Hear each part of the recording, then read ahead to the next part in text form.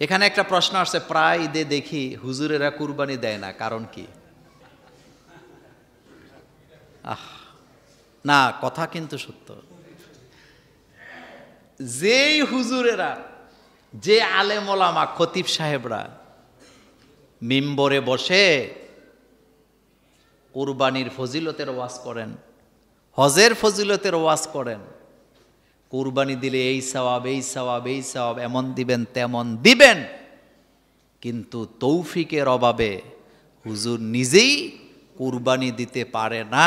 আমি মনে করি এটার জন্য মসজিদ কমিটি দায়ী, এটার জন্য মসজিদের মহল্লার মুসল্লিরা দায়ী। এখন আর মাতেন না, না আরো আসতে কন, কথা ঠিক বলি নাই?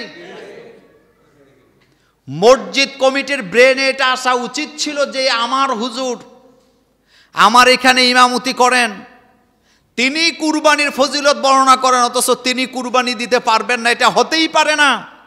আমরা হুজুরকে কুরবানি দেওয়ার মতো তৌফিক যাতে হয়, টাকা পয়সা আমরা দিয়ে দিব, কিন্তু দুইজনে বললে তিনজনে বিরোধিতা করব। কারণ কি জানেন? কারণ হুজুরদের জন্য হইল ওই যে টোকাইন্না গোস্ত। হুজুরদেরকে কুরবানি দিয়া গোস্ত দেওয়া না যায় যেটা বলি নাই, কিন্তু একটা সম্মান তো আছে।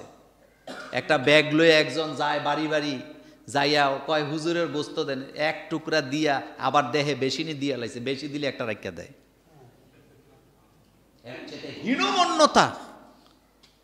জানি না আপনাদের কাছে কথাগুলা খারাপ লাগতেছে কিনা, এর চেয়ে হীনমন্যতা আর কি হতে পারে?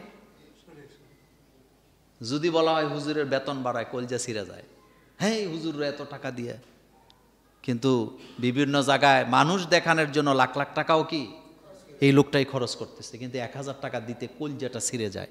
আমি কিন্তু আবার আমাকে দেওয়ার জন্য বলি নেই, এই চিন্তা করেন না। আমার বক্তব্যটা ছিল যে হুজুর যেন কুরবানি দিতে পারে, এই ব্যবস্থাটা কমিটির করা কি উচিত? উচিত কি না? উচিত। আর হবে কখন? আরে ভাই, কুরবানি দিতে বেশি টাকা লাগে না।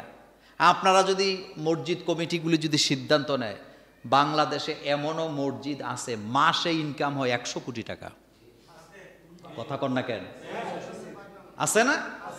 এমনও মসজিদের অ্যাকাউন্ট যদি তালাশ করেন, আপনি দেখবেন অ্যাকাউন্টে 10 কোটি টাকা পড়ে আছে, কিন্তু হুজুরে 10,000 টাকা দিতে রাজি না। আপনি যান, খবর নেন।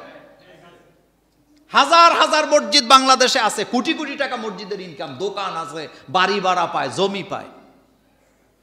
আমার গ্রামের যে মসজিদ, ওই মসজিদের বয়স প্রায় 200 বছর, আমার বাড়ির মসজিদ। আমি ওই একদিন হিসাব করলাম, আমার গ্রামের মসজিদের মানে সম্পদ আছে 1 কোটি টাকার উপরে, শুধু জমি জামাই আছে। কিন্তু হুজুরের বেতনের কথা কইলে অনেকের কি চলে না। যাই হোক, আল্লাহ যেন ভবিষ্যতে হুজুরদেরকে কুরবানি দেওয়ার তৌফিক দান করেন।